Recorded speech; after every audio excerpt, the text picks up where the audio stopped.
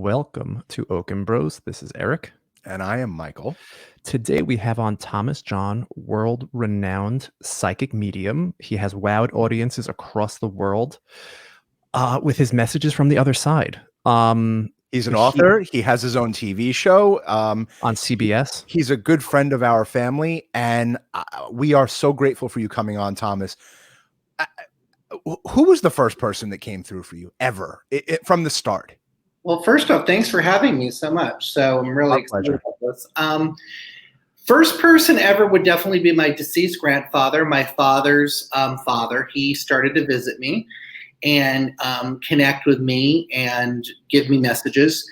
And that was when I was about 4 years old that I remember, 4 or 5 years old that I remember. But my mom does say that it actually started to happen before that, like even when I was like 3.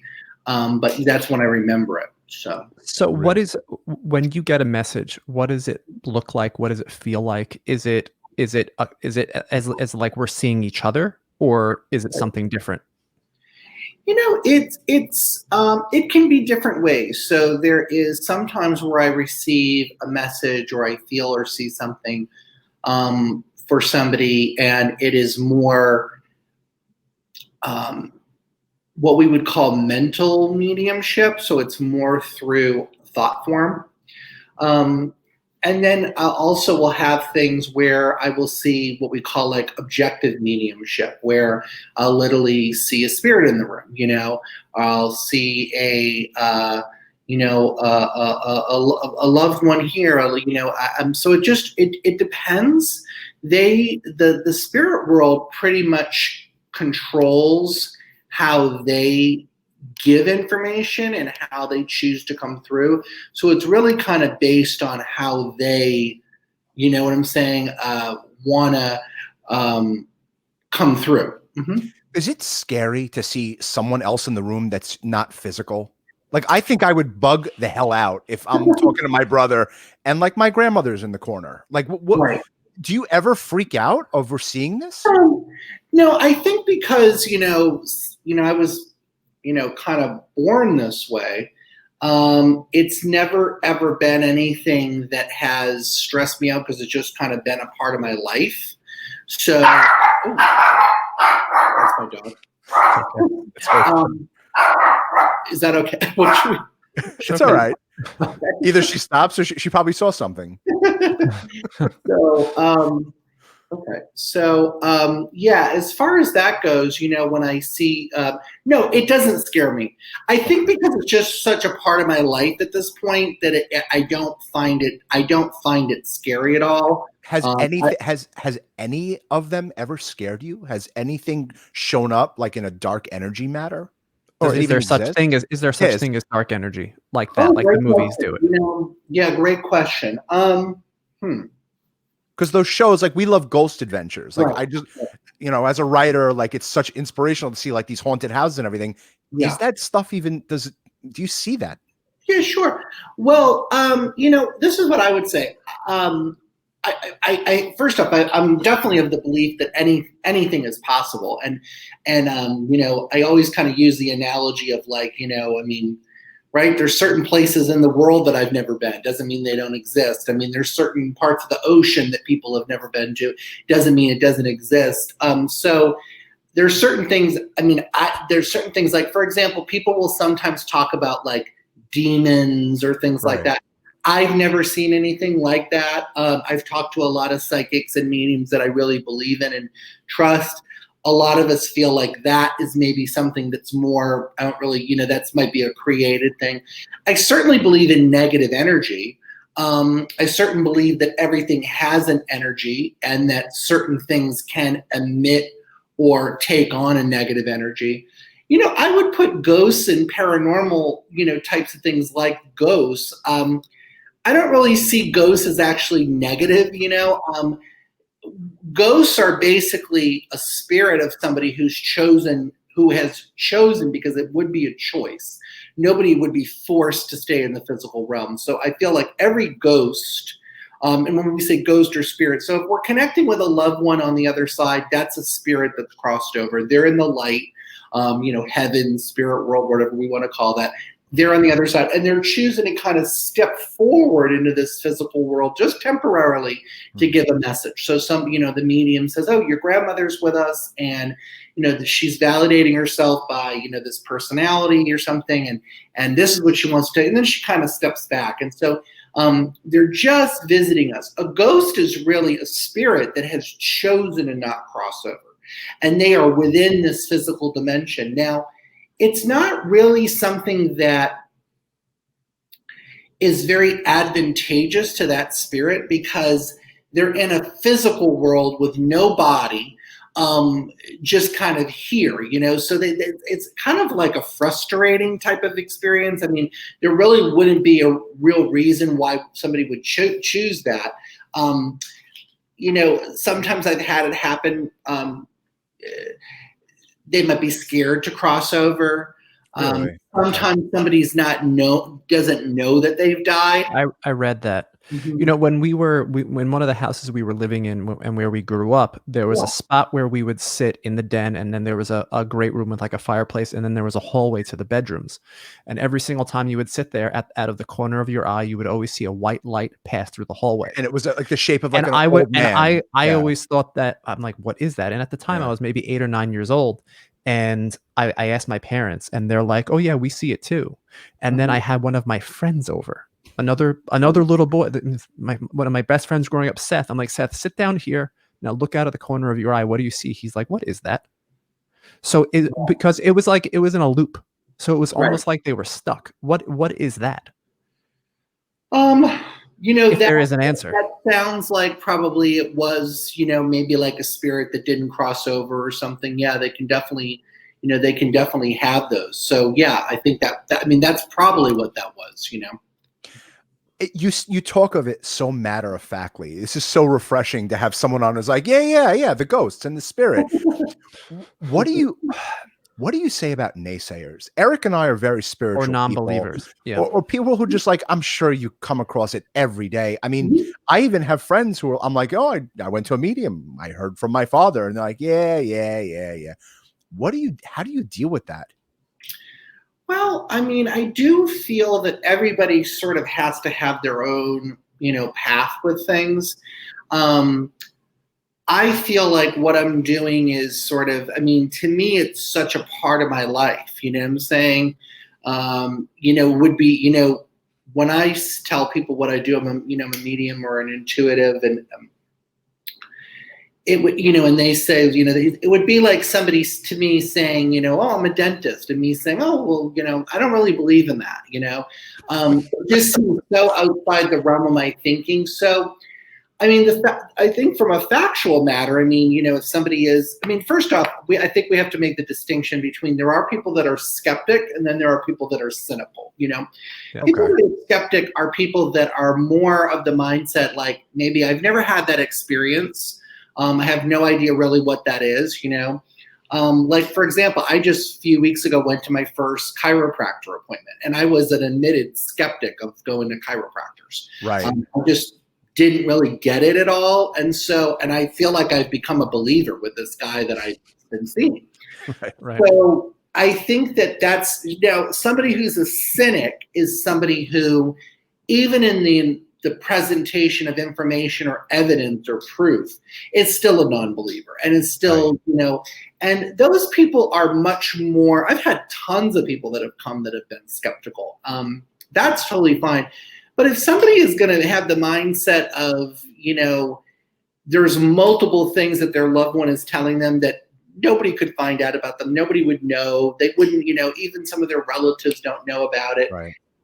And they're still going to be like, oh, I don't believe in it. They, and I have people like that too. That's more, can't really, I don't really know a lot that you can really do with that unless that person had some sort of transformation, So do you like blowing people's mind? Like, when you have a skeptic come in, like, you kind of can read the room. Like, if the guy sitting there, like, this guy's full of shit, and then you're like, yeah, I know your dad's here, or like whatever the case. Do you see their face and you're like, I got you, Well, it's definitely, it's definitely rewarding, when somebody does have that belief system shift, because it helps them, Right. And I think it helps them become it helps them. It can be very healing for some people.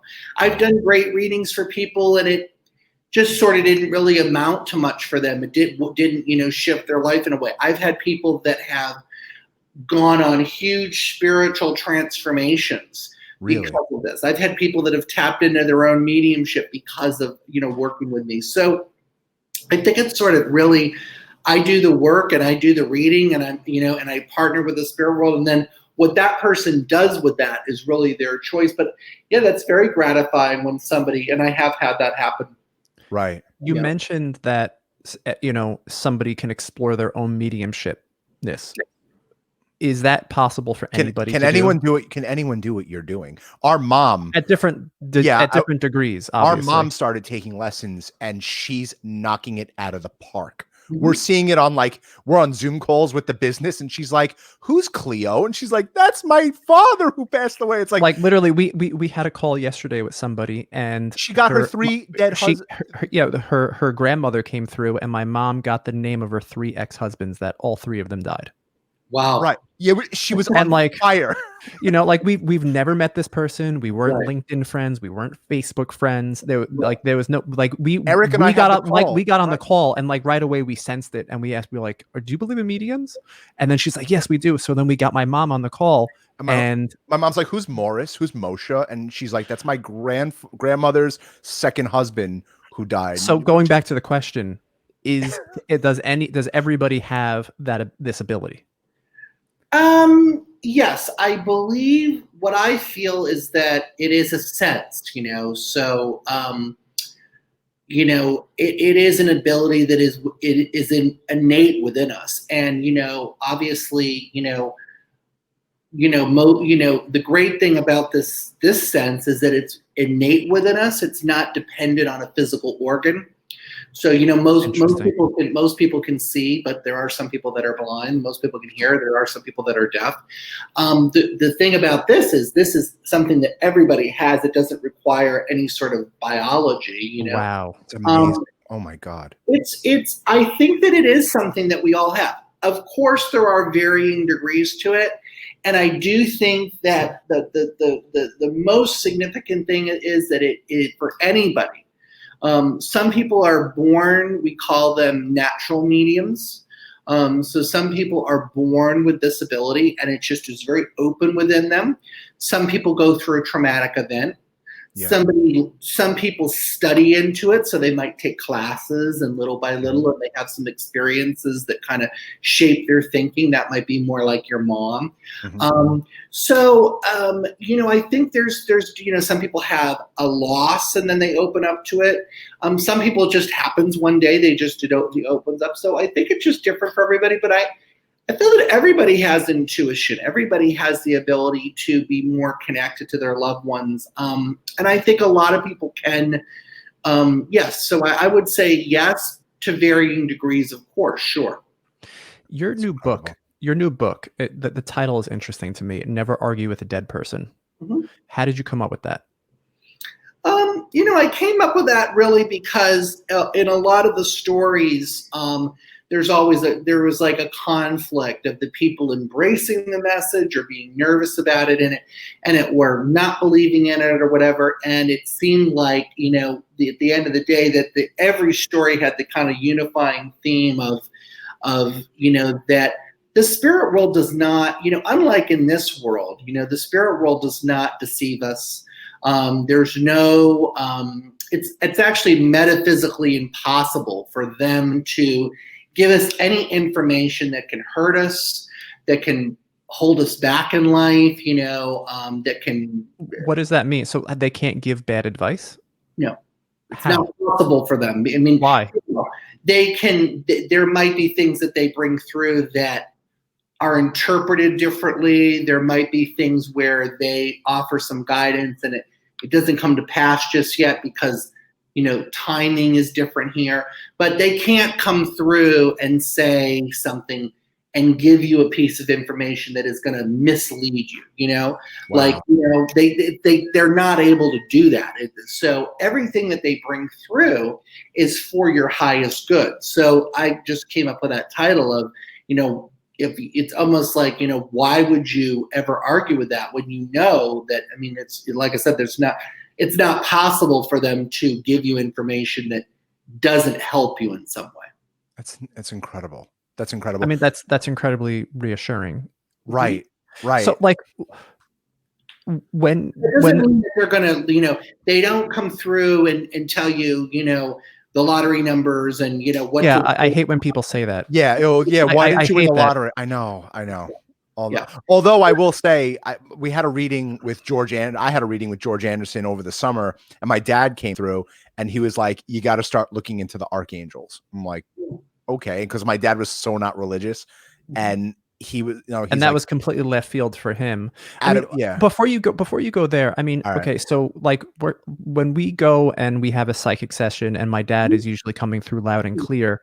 Okay. Like it sounds like he has a job there, and it sounds like he's doing things. But then I also hear that time doesn't exist there. Mm-hmm. So like, what is that? I'm confused. What does that mean? So like, is he at a desk on a computer researching things? Like what happens? He said he went into the Akashic records, by the way, in one of our readings. I think it was with you, where he was in the Akashic records, but you mentioned what does that mean? Like, well, you have to remember, first off, just to orient your thinking, it's not a physical world, so nobody has a body over there. So nobody's sitting or standing, or a medium may, when we're describing things, we sometimes will use certain terms like, oh, he's standing with you or he's with you, but there's not a physical body. So it's all soul energy based. Now, some people, when I tell them that, they're like, oh, well, that I don't have a body. I mean, but what you have to remember is, imagine all the things you could accomplish if you were not limited by your body. You know what I'm saying? You wouldn't have to sleep. You wouldn't have health problems. You wouldn't have a back pain. You could be in 2 places at once, 3 places at once. So immediately, it's not that you're less powerful because you don't have a body. Your body actually is very limiting. Your soul is this beautiful expanse of energy, and it's got to be in this kind of heavy, dense body that kind of doesn't really work that well. So to kind of exist in this physical world. So nobody has a body over there. But of course they have thought form, they have their soul knowledge of everything they've learned in all their lifetimes. They have a consciousness, and there's been so many studies that show that consciousness does not have to be limited to a body. Wow.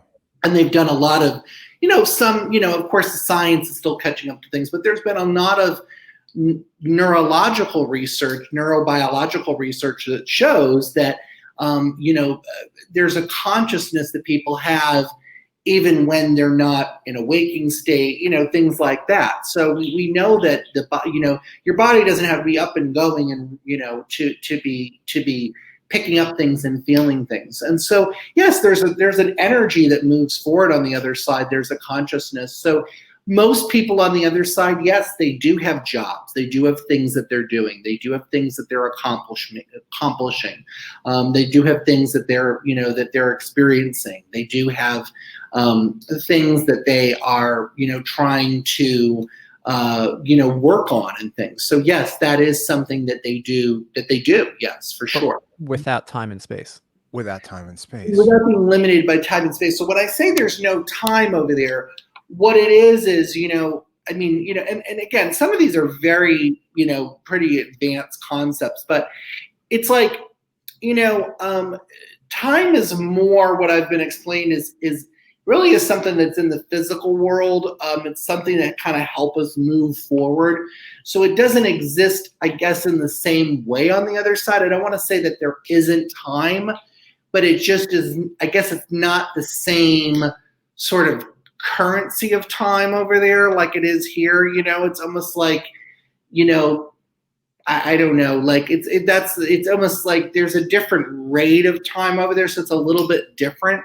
But yes, I mean, yes, they do have jobs over there, and there are levels on the other side too. Yeah, we've heard that. Eric and I are huge believers in the law of attraction. I'm a student of the law of attraction. Does that play into what you do? Like, because you said that thoughts, consciousness, so really are thoughts things? Mm-hmm. And also too, we can think about it in one main way is that I have found, I'm actually writing about it in my next book that I'm working on. Very nice.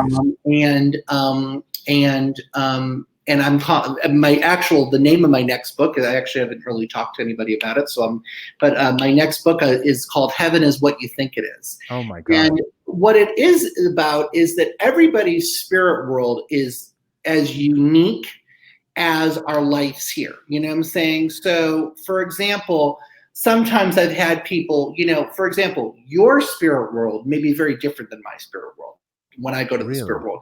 And for some reason, sometimes people think of, we think of it as, oh, well, the spirit world, everybody's in sort of one little place. Now, they can interact with each other and see each other, but, your dad's spirit world, the things that he's learning, studying, growing, the things that he's energetically experiencing that he loved, the things that bring him joy, because you do get to experience those things over there.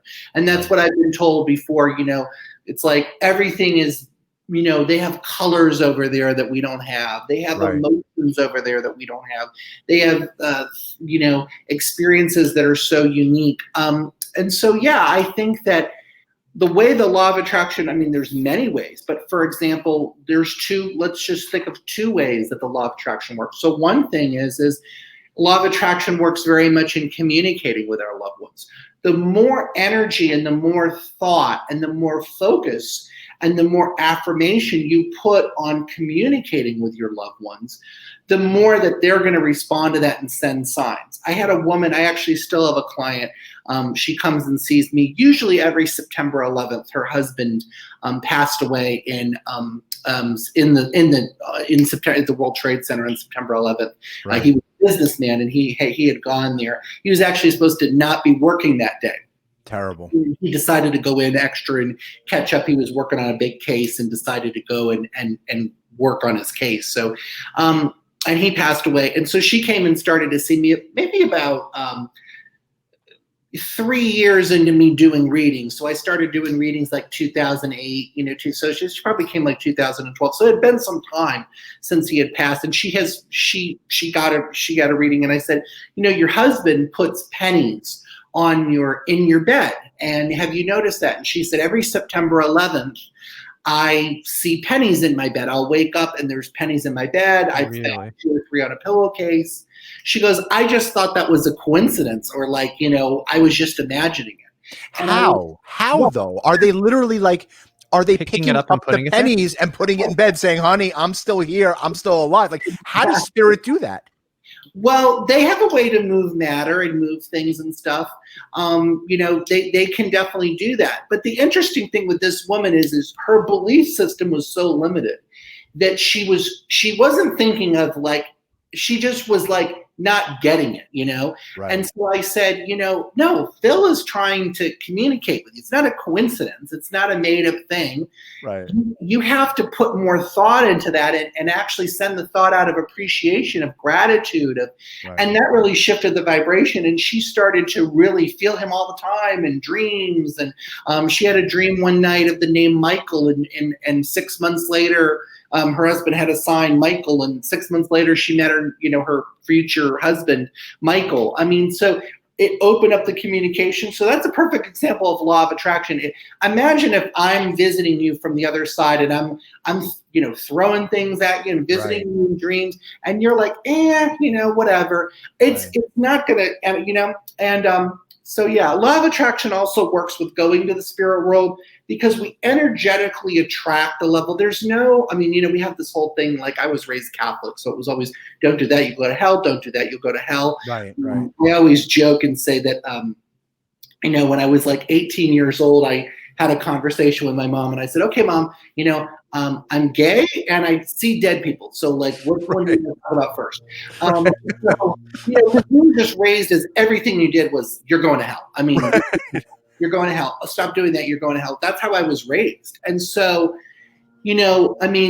but there's not that I've learned is that there are levels on the other side. And it's really not about being punished. It's not like when you go to the other side, it's like, oh, you're bad, you're going over in that place.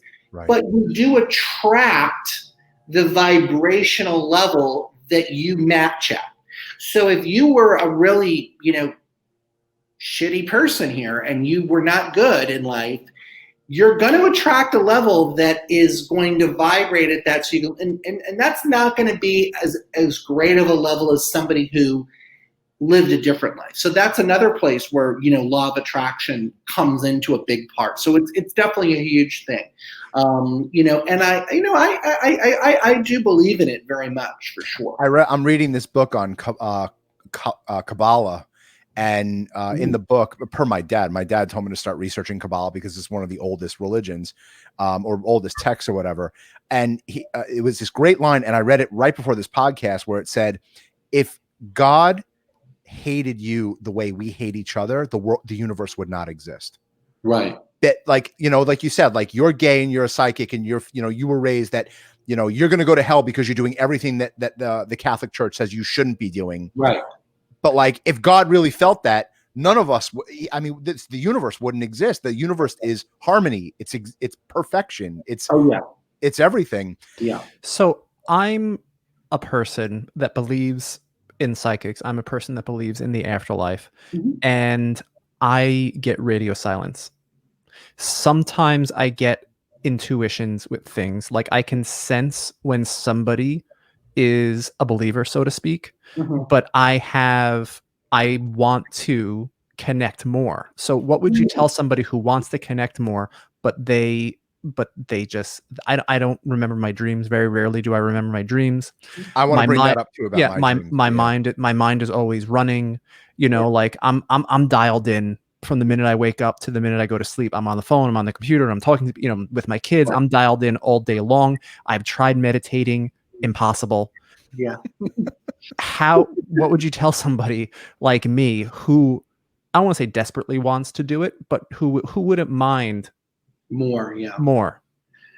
A couple things I would say is the main thing I would say is that remember that our loved ones really do. Our loved ones are angels, our guides, our spirit guides.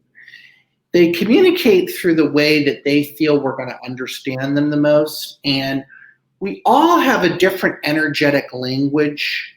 We all have a different way of communicating with spirit. So I tend to tell my clients, it's not that they're not communicating with you. It's that they're communicating with you and you're not recognizing it. So you need to kind of maybe broaden your thinking. They communicate sometimes in subtle ways. I also do feel that, everybody has just a different way of communicating, and not everybody is going to get sign. Sometimes it has to be more of a conscious way of, but I actually tell people, anytime you think of a loved one, anytime a loved one pops into your mind, anytime you think about wanting to connect with them more, there's a communication going on. They're aware of that. So I think it's just about continuing to be open, not being discouraged if it's not the way that you want it to be. And I've had people, when I was living full-time in New York, I had a development circle, a medium development circle. And one of my requirements for where mediums who want to develop their mediumship, we have, we call them development circles. So what we do is we meet. And you usually meet at the same time every week or every month, and you sit in circle and you bring through messages. And it's just a way for you to develop and practice. And so I had a development circle in New York for like 5 or 6 years. And, it was the same people. Once we set it up, we didn't let anybody else in because you kind of have to keep the energy like that.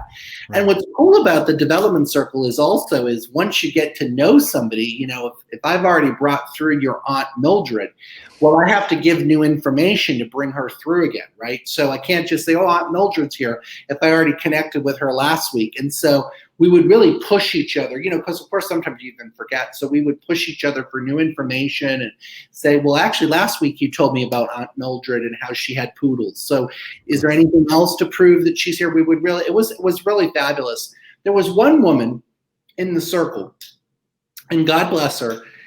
She couldn't get one thing about anybody. She could not get any messages. she'd either sit in the circle and be totally silent, or anything she'd say would be like, totally the opposite. She'd say like, oh, your mother died or something. She couldn't get anything. And one day she came to the circle and we sat, and she said, she just started saying things. She said, I heard the name Bob, and it's somebody that died in a car accident. And he lived in Massachusetts. Well, my uncle Bob died in a car accident in Massachusetts. Oh my God. He ran over by a truck, She just completely connected with him. And for years she had been coming, to the point where after about 6 months I had said, do you still want to come? Because you're not we're not going to be mad at you, but it just, and she's like, no, I want to. So sometimes it takes years. I always tell people, and I'm not saying this with you, but people are much worse than you in terms of, I've had people that will come to a psychic development class for 4 hours. And then they're like, oh, well, how come I'm not seeing my loved ones and stuff? I'm like, well, you'll spend years trying to lose weight, months trying to learn a language. Right. I want to see my dead father after 5 minutes. Dead father in one Saturday. Right. Okay, well, no, that's not how it works. It really is. Everybody develops at a different level. So, yeah. Are there people that are just like naturals? I've come to the realization that some people are amazing entrepreneurs. Some people are amazing sport, like LeBron James or, Bill Gates. These guys are just exceptional at what they do. There are people that are just naturals. I think Thomas John is the LeBron James. Thomas John is the LeBron James of That's your next book. Okay, that's your next book. That is this, truthfully, the reality of life. I live my life full disclosure, full transparency, no secrets. I mean, for fun, I like to do drag, and I like I do. I get costumes, and I go and not right now. That's awesome. That's awesome. And I've been taking dancing classes, because just as a not in drag, but just going and trying to take dancing classes because I want to have some more rhythm. And I've just learned, I feel like I can probably take dancing classes the rest of my life. I don't think I'm going to be in the ballet because I have 2 left feet, and I can probably make it better. And I feel like I can start to get some rhythm and learn some moves. I don't think I'm going to be on tour dancing. So there is a certain things. Yes, we all have certain things that are innate within us that are just, and I'm sure you have those things. Sure. It may not be spirit communication, but that doesn't mean, for example, with that I know I'm never going to be in, the ballet or something, but that doesn't mean that I'm going to not take dancing classes because you're going to tear up a wedding one day. You're gonna do great on that floor with grandma. Right. I gotta tell you, you're gonna kill it. Speaking of psychically, so I'm more the complete opposite of Eric. I have been having dreams. I remember my dreams since kindergarten. I remember dreams, and every one of my dreams, I will put this on record. Every one of my dreams that I sleep between 10 and 5 in the morning come true. I don't know what it is. I write down my dreams. The night before, this is not a political thing. The night before Trump was elected, he was in one of my dreams. I'm getting the chills, and his name was flashing on a big red screen saying Donald Trump is president. I thought we all thought Hillary was going to win. Right. But every date I went on when I was in college, I knew if the date was going to be successful or if it was going to be a waste.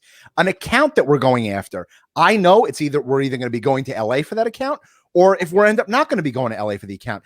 I can't understand what this thing is called.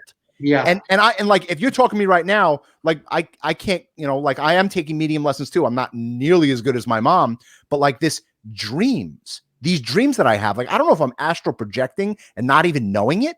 Yeah. But I'm getting these messages in my sleep. Yeah. That come true. Yeah. It's probably the way, that's probably your spiritual mentality and your energy works that way. And that's probably the way that spirit has learned that you are able to receive information in that situation. So I should charge too, right? I should just go to sleep for 5 hours and wake up and be like, Tom Brady is going to win the Super Bowl. I actually dreamt that one year. I knew the Patriots were going to win 6 Super Bowls because I saw the name Tom Brady in my dreams with the number 6 flashing next to it. And there was Super Bowls. I'm like, and he started winning the Super Bowls. I don't know what it is, but it's cool. That's your intuition, right? You're more of like a minor league player. Yeah, I'm fine. I'm perfectly fine being in the minors. What do you do with murders when you have someone that comes through that was murdered, or a murderer comes through? How do you and also, like, are murderers punished? Yeah. Is there punishment on the other side? Right. So I think it's very contextual based. I think it's based on, not that I want to sort of validate certain murders, but I mean, I think that there is, for example, I did a reading for a woman a few months ago, and her son was murdered by somebody in their neighborhood. It was like a gang violence thing. Terrible. Really bad, yeah. And the boy that had murdered her son, they were actually friends, and they somehow got into different gangs. So he ended up killing his really good friend. Oh my God. And then like a month later, he was caught, he was in jail, and he took his life. So the son of this woman was saying that he had met up with his friend on the other side, and that they were now friends, even though that person had killed him, Right. So I think I think consciously and just energetically, we can feel that there's something that is different about that than, let's say, Ted Bundy or something, that right. they feel different a little bit. Right. Even though we'd probably say both are terrible, but there seems to be a different, I think that I've had very few people come through who have done really horrific things. In terms of, so I would imagine the reason for that is probably because maybe they're not as accessible in the spiritual vibration that they're in on the other side.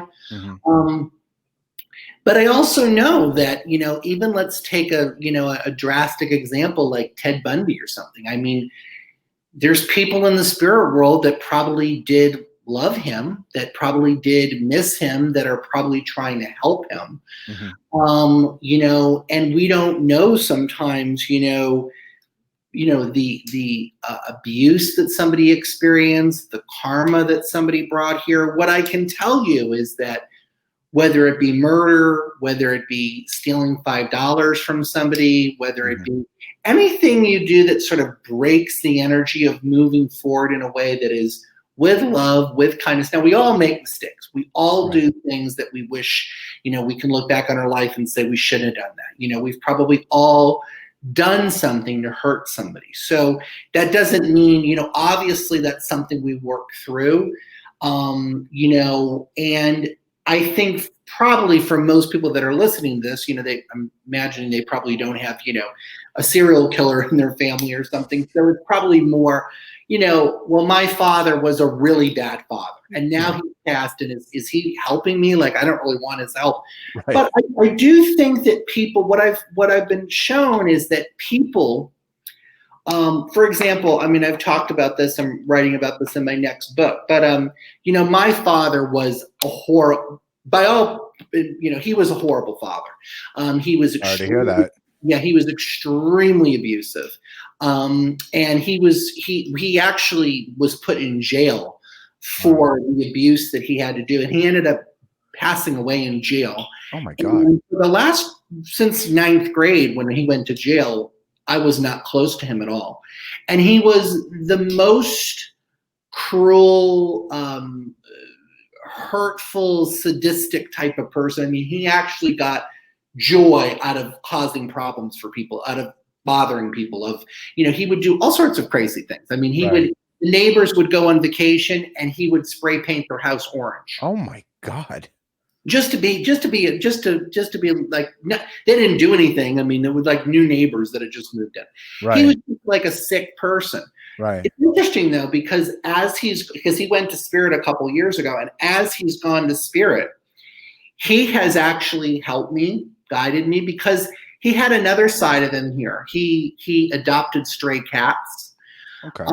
He would those commercials would come on about children, sponsor them for $1 a day. He'd start crying. Wow. And he was one of the most, he could walk into a room. He was the most charismatic person. So there was that side of him too. But then there was the crazy side. Right. So what I've seen is that in Spirit, he doesn't have that nasty side anymore. He's totally the person that was the good side of him. And so he has, I would imagine, and because he was the least patient, the least compassionate person, he's actually stepped through for me sometimes when I'm, I feel like my patience is being tested, my compassion is being tested. I'm really hurt by something. I have felt him come through and be, okay, be patient, don't do what I would have done, and so sometimes in Spirit, somebody's weaknesses here actually become their strengths. That's incredible. Yeah. That's amazing. So why do you mentioned earlier that we live multiple lives. Why do we live multiple lives? Why do we come back here? Why, your father obviously had issues, and, and when do you come back, or are you there at the same time as you are back as well? I've heard that like we're here and there at the same time. I've heard that before. Yes, I mean what I feel is that our soul is our, this big beautiful soul, and it can't possibly be fully limited into our body here. So what happens is we have a part of our soul that is living out in our body here, and then it's also living into other dimensions and other realities too. So I do feel that as far as we come back. Why do we come back? Well, we come back to learn more. We come back and, for example, maybe my father would come back and his next, let's say now he's learning about compassion and kindness and healing and things like that. So maybe he'll come back in another lifetime to live out more of that life, and he may come back and be a teacher, You deal with a lot of celebrities. Did I cut you off? I didn't know if you were done. Okay. You deal with a lot of celebrities. Have you ever spoken to a famous celebrity from over there? Like someone who, no? Oh, tons of times. Oh, tons of times. Really? Oh yeah. Can you say who? Are you allowed? Michael Jackson, Lucille Ball. What is the guy that played the Joker? Heath Ledger. He's come through. Oh yeah, a lot of well-known people. Mm-hmm. Awesome. Are you starstruck at oh, Heath is here? Are you as starstruck about their spirit as you are? Is a lot of times they do not, because again, remember, I'm communicating through thought, so it's feelings, senses, things like that. Right. I did a reading once for LaToya Jackson. But she had set it up through another, obviously she's pretty, she has a certain look and things like that. It was a telephone reading, and somebody had set it up for her. So I don't care. It's not like I'm like, oh, I wonder who this is, and it was under some sort of weird name or something. So anyways, I called and I did the reading, and, at the end of the reading, she actually told me, you connected with my brother, Michael, that was Michael, but it's not like he comes through and, he came through more with messages about their, they don't come through in a linear fashion. It's not like they come through and say, oh, I'm Michael Jackson. I was born on this day. And, so I don't even sometimes know, what I'm saying? And remember also that they want to, as much as possible, come through and bring through things that are very specific and are not things that, for example, if I was to tell, you just think about the energetics of it to kind of give healing to LaToya. If I was to come through to her and say to her, even though she didn't set it up and it wasn't, she gave me like a fake name or whatever, but if I was to come through to her and say, oh, your brother Michael is here, I feel like he was a musician, she probably would have been like, okay, this guy is like, seriously. I mean, this is stupid, you know, but the fact that he came through and said, I said, oh, your brother's here. And, you know, do you remember at 5 years old when you guys were laughing because you fell in horse manure or something? And she's like, yeah, nobody knows that except me and him. Things that she said to him, you know, day before he died.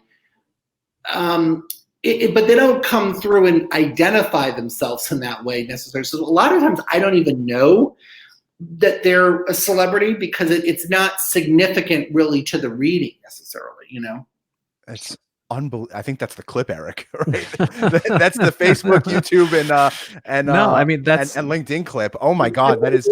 Yeah. I did have it was funny though because I did have a reading a few about a year ago, actually, with a woman. She was a really, I forget who she was. She was a really close friend of his. But this person, she wasn't like in the family. I think they were just really close personal friends. I forget. But and Don Rickles came through, and the first thing he said was, "I'm Don Rickles. I'm coming through." And I said, "I think Don Rickles is here." And she's like, "Oh, that makes sense. He was like one of my best friends." So Don Rickles was one of our parents' first accounts. That my dad used to drive Don Rickles. Our dad used to drive Don Rickles when he was in New York City as a stand-up comedian. Wow. And he invited my dad to one of his shows. And in the car, he was telling him, he's like, "I'm going to get you, David. I'm going to get you so hard." And he sat him in the front row. My dad was sweating the entire time. And he would walk by and keep winking at my dad. And he never got him, but he teased the shit out of him. Yeah. He's one of my favorite, you know, in terms of a celebrity, if I was to say. I mean, I didn't really get to ever know him or anything, but he was Mr. Potato Head in Toy Story for like, you know, the younger generation, but like Don Rickles is a classic comedian from the 70s. Yeah. Do you ever get like if you're talking to like the Starbucks girl and you're like, "I'll have a double caramel latte," and like their grandmother comes through and you're like, our mother does this all the time. Yeah, and it's like I'm like, "Mom, we're trying to get this account," and she's like, we'll be at Disney and we'll be eating dinner, and she's like, "Who's Margaret?" And oh my God, you know? we were in Disney. We were in Disney World. It was Sharon, me, and the kids, Eric, Jen, and the kids, and Mom was there. And the waitress came over and she was taking orders and this and that. My mom's like, "They're telling me to say Susan." I'm like, "I don't know, Ma, so say Susan." She goes, "Excuse me," I don't remember the girl's name. She's like, "Who's Susan?" She's like, "That's my mother who passed away 2 years ago." And it's like, and my mom was getting it. Like, she's like, "You know, did you have a special like, you know, coin box that you guys had?" Do you do that? I do. I always, you know, obviously I always tell people, you know, I'm a medium. Right. I feel like I'm getting a message. If you don't want to hear it, no problem. I'm sure you'll get the message another way. But if you want to hear it, and 99% of the time, you know, spirit only allows me to have that thought if the person's receptive anyways. So they wouldn't, you know, but yes, I have had that. I'm trying to think. Probably the best one actually was when I was with my sister, and we were in some sort of random casino. I think we were in, for some reason, like King of Prussia, like the most random place. And we were sitting there like having a martini after. I think I had like a book signing there, maybe. Right. And you know, and same thing. I said, you know, I said, I don't know. I'm hearing Zelda. And my sister's like, "Oh my God, seriously?" Like, she's like, so embarrassing. And the guy he like freaked out, you know, and he like comped our meal. And I mean, not that I did it for that, but but I always tell people, and there's a story in my book about a woman who actually, she ended up but I met her in the Duane Reade, and her son was following her around. And I went up to her and she said, I'm a born again Christian. And she said, "You are disgusting that you're coming up to me and doing this." And I was like, okay, I guess I misread this one, because I felt like she'd be receptive. But then we ended up talking, and she kind of stayed. We got into a conversation about religion and things like that. Finally, she was open to hearing it. And actually, she said, she changed her whole life, you know, and we're actually really good friends to this day. And she actually that day went home and said, I don't want to be a born again Christian anymore, only because they don't support my belief in the afterlife. And after that experience in the Duane Reade, I have to believe that there's a spirit world where I can contact my son. And so it changed her whole life. So, you know, yeah, that does happen. I've had it happen. Mm-hmm. What piece of advice would you give somebody that's grieving right now? I would say that grieving does not, it does not have there's not one way to grieve, and what I have found is that we can't judge somebody else's grieving. I had somebody call me yesterday, and somebody that I'm actually good friends with, and his wife passed away, and his wife passed and ended up, that was yesterday, sudden thing. And all of a sudden this morning I got a text that he's apparently already starting to clean out her bedroom, So I think everybody grieves in a different way. What do you do about bad news? We've had, when we went to George Anderson years and years and years ago, our dad got lung cancer, and George is like, you got to watch in this area here. You got to watch in this area. What do you do with bad news, and how do you put it when someone's like, you better not drive in the next week because you're going to die in a car crash or whatever? Or does that not exist? Does that not happen? I always feel that spirit gives information that can only help us. So if they were to give bad news, there would be a reason why they think that you need to know that. Wow. They wouldn't just give it to you and say, oh, sorry, that's going to happen, Right. I just don't think that they do that, Right. I have like 5 billion more questions. I don't know if that's our dad knocking or if that's just not. I don't know what that is. It just all of a sudden started. I don't know if I could try to find a different location or what. No, don't worry. It doesn't matter. It's all right. It's all right. We can wrap it up soon. We'll say it's the spirit coming through. It's our dad. Have you felt anything during this reading? Did you feel anything, or like not really? You have to I wasn't really paying attention. A little bit though. When you started to talk about your dad, I could feel that how connected he is to you guys, and how much he's around you, Yeah, no, we feel it, and he's definitely like the symbols that he leaves us. I mean, it can't be coincidence. Right. It literally cannot be coincidence. What the symbols that you get from the other side? Do you ever get them wrong? Like if a spirit says, red feathers, but that wasn't my symbol. Mm-hmm. And they're saying, well, no, they're pushing red feathers. Does that happen where people go, no, that's not my symbol? Or do you? Well, I mean, I think certainly yes. I mean, they might also give signs that might be for the future. Right. They might give signs that are something that they're going to be sending. So they can do things, That's another thing. Is there a future? Because you've told me certain things that I never even thought about doing in my life, especially with my manager, where you said your film agent. You didn't even say it to me. You said it to my mom that your son's film agent is not doing the job, and your husband, my mom's husband, is going to bring in a male energy to help me with my book, Monsterland. Okay, that's the book. And like it happened. Like I didn't force it. I was having a conversation with my attorney saying, "Oh, Kim is just she doesn't call me back." And my attorney's like, "I got this other guy for you. His name is John." And I met with John, and he signed me. And he's like this mega agent who started his own firm. Yeah. But you knew that.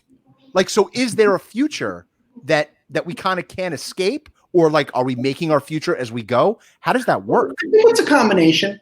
I think it's a combination of. There are certain things that are sort of destiny points of things that we're just going to have to experience. Right. And then there's certain things that we can,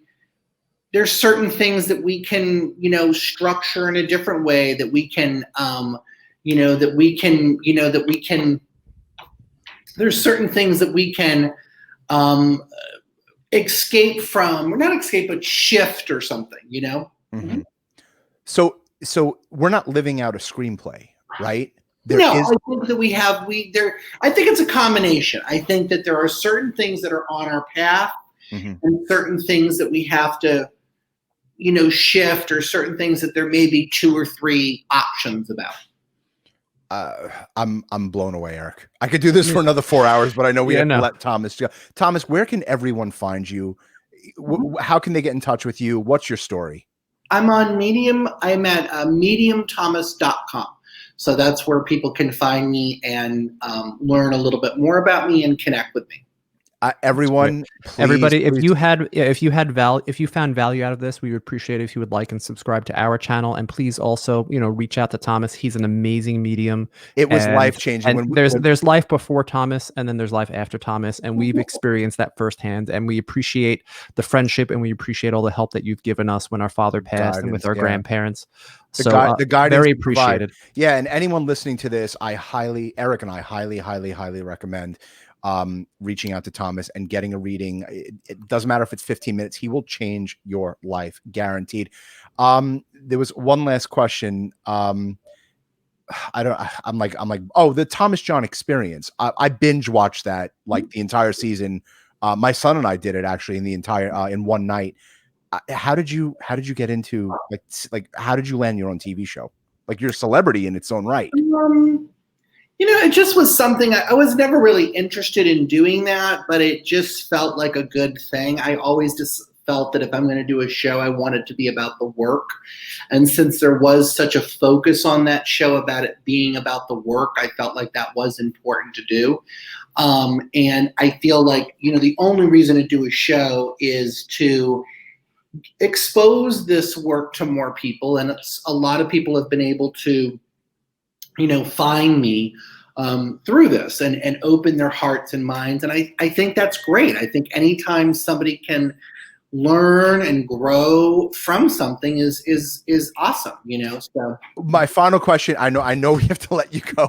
How did you land Caesar's Palace? Like, you're on the stage at Cleopatra's barge. How did you get into Caesar's? I mean, that's huge. It was, again, it was just being open to different things. I actually, we opened up obviously in the February of 2020. Yeah. It was about a 3 or 4 year process, actually. Really? Yeah. One of my friends who I'm very close to, she's actually a radio personality in Westchester, and her name is Debbie Nigro. And she's always coming up with these crazy ideas that are just, so she called me and said, I'm going to get you into Caesar's Palace. These people out here, these producers. And I'm like, Debbie, come on now. I mean, what is, because I just didn't, so she said, well, they want to meet you, and they do a lot of shows. And so I met them, and they're the Glist Entertainment, and they do like the Bronx Wanderers. They have several shows out there. Okay. So I met them, and of course it was, can you give this person a reading? This person works at Caesar's. They don't believe in this type of stuff. Can they? And it just kind of like meeting after meeting after meeting, to the point where I just, we brought it to several properties, and then it just all culminated and worked out. We brought in another company, Base Entertainment, and it just worked out. It just happened. It was the right time, and organically, and got the right people to support us. And we actually had it at another property before Caesar's. We're about to sign on the dotted line. Wow. And the guy just abruptly called and said, you know what, actually, we're going to pass on this. We decided we're not going to do psychics. So that went away. We had to go over to see. So it just was one of those things where I guess it was meant to be, because it was like the little thing that kept going on. Did you read the executives? Because we work with Caesars, and like, oh yeah, I mean, I had to read like probably everybody in the whole property. I mean, because well, this one has to sign off on it. They never had a reading, and so there was a lot of that going on and stuff. But like I said, it just kept, it just kept happening. Just kept kind of moving forward, and and one day it was like, okay, next week we're going on Ticketmaster, so. Listen, Vegas only takes the best of the best, and you are seriously the best of the best. We do wish you success and lots of luck in your future endeavors. And hang on one second, we're going to sign off. We'll be talking soon. I'm going to sign off, and hang on one second. Don't go anywhere. Hold on. Thanks everyone for tuning in. Like, subscribe, leave comments, and go find Thomas, because someone's trying to contact you from the other side.